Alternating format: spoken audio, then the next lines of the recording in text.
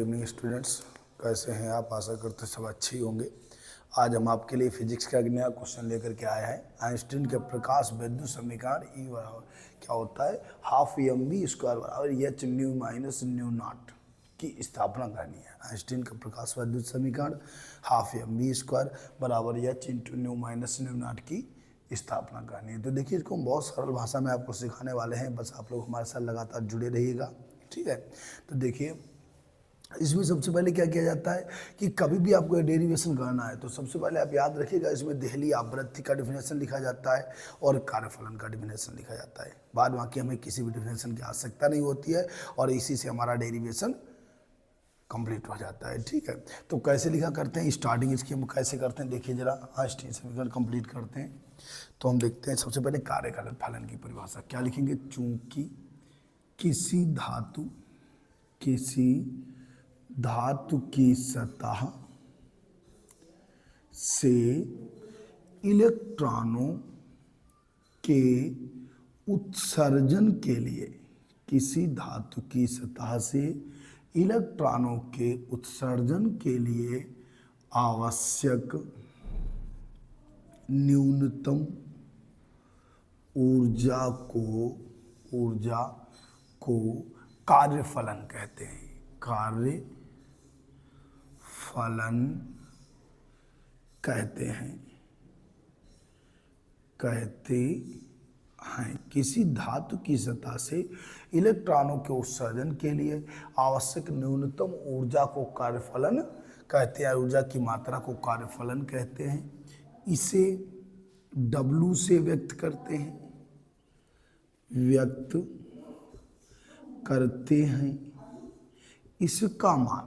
इसका मान भिन्न भिन्न धातुओं के लिए भिन्न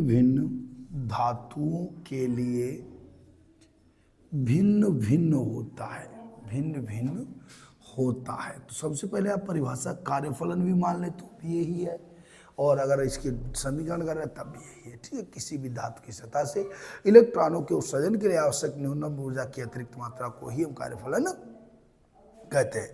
भिन्न भिन्न धातुओं का मतलब, जैसे स्टील है, स्टील जल्दी गर्म होगी, लोहा जल्दी गर्म नहीं होगा, प्लास्टिक और जल्दी गर्म नहीं होगा। कहने का मतलब हर धातु जो है अलग अलग प्रकार से जो कार्य करती है, सबका कार्यफलन अलग होता है। सोना जल्दी पिघलेगा, लोहा जल्दी नहीं पिघलेगा। तो ये सब कार्यफलन, यानी किसी भी धातु की सतह से इलेक्ट्रॉनों के उत्सर्जन के लिए आवश्यक न्यूनतम ऊर्जा को आप कार्यफलन कहते हैं। इसे W से व्यक्त करते हैं। इसका मान भिन्न भिन्न धातुओं के लिए भिन्न भिन्न होता है, ठीक है। नई लाइन से लिखेंगे, यदि उत्सर्जित इलेक्ट्रॉनों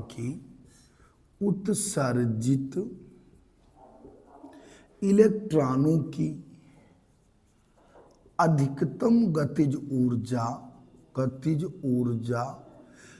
क्या होती है, E हो, तो क्या होता है, अधिकतम गतिज ऊर्जा E है। तो सूत्र होता है E बराबर एच न्यू माइनस W, समीकरण फर्स्ट, जहां एच न्यू फोटॉन की ऊर्जा E होता है, यानी ये फोटॉन की ऊर्जा होती है। एच न्यू बराबर फोटॉन की ऊर्जा, E बराबर एच न्यू होता है, ठीक है। तो क्या बनेगा, न्यू बराबर C अपॉन लैम्डा होता है, इसीलिए E बराबर SC अपॉन लैम्डा लिखा जाता है, ठीक है। तो हमने बताया उत्सर्जित इलेक्ट्रॉन अधिकतम गतिज ऊर्जा है E तो क्या होगा, एच न्यू माइनस W होता है। तो जहाँ एच न्यू क्या है, फोटॉन की ऊर्जा है, ठीक है। अब हम किसकी बात करेंगे, देहली आवृत्ति की। किसी, क्या लिखेंगे, आपतित, पुनः यहाँ पे डाल दीजिएगा, पुनः आपतित प्रकाश की वह न्यूनतम आवृत्ति जो धातु की सतह से इलेक्ट्रॉनों का उत्सर्जन करा सके, देहली आवृत्ति कहलाती है। देहली आवृत्ति कहलाती है। तो क्या होता है, किसी आपतित प्रकाश की वह न्यूनतम आवृत्ति जो किसी धातु की सतह से इलेक्ट्रॉनों का उत्सर्जन करा सके देहली आवृत्ति कहलाती। इसको नोट डाउन भी करते जाइएगा, बस थोड़ा ही बचा हुआ है, 2 मिनट का हो रहा है। तो क्या होगा, किसी आपतित प्रकाश की वह न्यूनतम आवृत्ति जो धातु की सतह से इलेक्ट्रॉनों का उत्सर्जन करा सके उसकी देहली आवृत्ति कहलाती है। इसे न्यू नॉट से व्यक्त करते हैं, क्या बनेगा, अतः W बराबर होता है H न्यू नॉट। समीकरण सेकेंड, नई लाइन से लिख लेना W का मान समीकरण फर्स्ट में रखने पर, W का मान समीकरण फर्स्ट में रखने पर अब हम इसका मान रख देंगे। तो क्या बनेगा नई लाइन से, E के बराबर H new minus H new not. W को मान रख लो H न्यू नॉट। क्या हमें H कॉमन मिल रहा है तो हम H कॉमन ले लेंगे।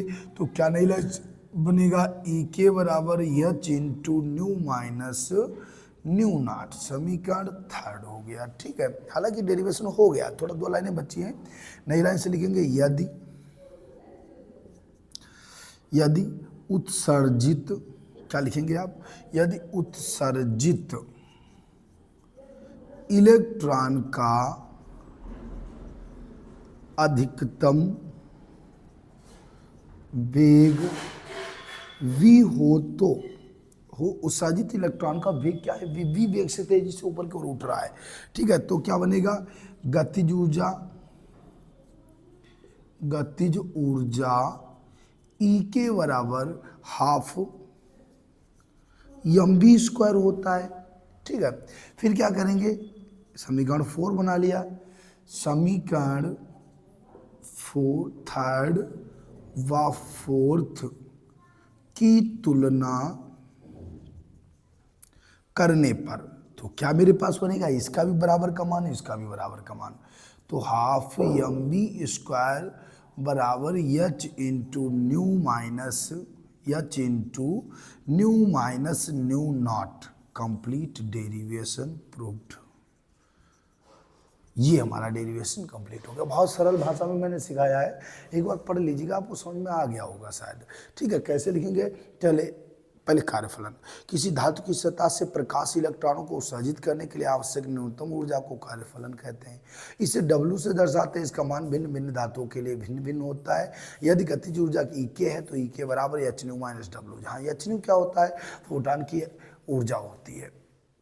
फिर हमने बताया आवृत्ति की बात करेंगे, किसी आपतित प्रकाश की वह न्यूनतम आवृत्ति जो किसी धातु की सतह से इलेक्ट्रॉनों का उत्सर्जन करा सके देहली आवृत्ति कहलाती है। ठीक है, इसे किससे दर्शाते हैं, न्यू नॉट से दर्शाते हैं। तो तब कार्यफलन क्या बनेगा, W बराबर H न्यू नॉट होगा। W का मान समीकरण फर्स्ट में रख देंगे। तो क्या बनेगा हमारे पास, E के बराबर H new minus H new not, H ले लेंगे common, new minus new not बचेगा। परंतु हम जानते हैं यदि उत्सर्जित इलेक्ट्रॉनों का वेग v है तो क्या बनेगा मेरे पास, E के बराबर हाफ mv² होता है। समीकरण 3 व 4 की तुलना करा देंगे तो हाफ mv² बराबर H into new minus new not हो जाएगा। कंप्लीट डेरिवेशन नोट डाउन इसको कर लीजिएगा। और जो है ध्यान रखिएगा, आपको शेयर भी करना है, लाइक सब्सक्राइब भी करने हैं और कमेंट जरूर आप लोग किया करो, क्योंकि लास्ट टाइम बचा हुआ है। कोई भी क्वेश्चन जो आपको डाउट में हो तो तुरंत आप उसको कमेंट करिएगा, मैं उसी का वीडियो बना दूंगा, क्योंकि आप लोगों सपोर्ट से ही मैं जो है आपके साथ बेहतर कार्य कर सकूंगा। ठीक है, और आज के लिए जो है जय हिंद।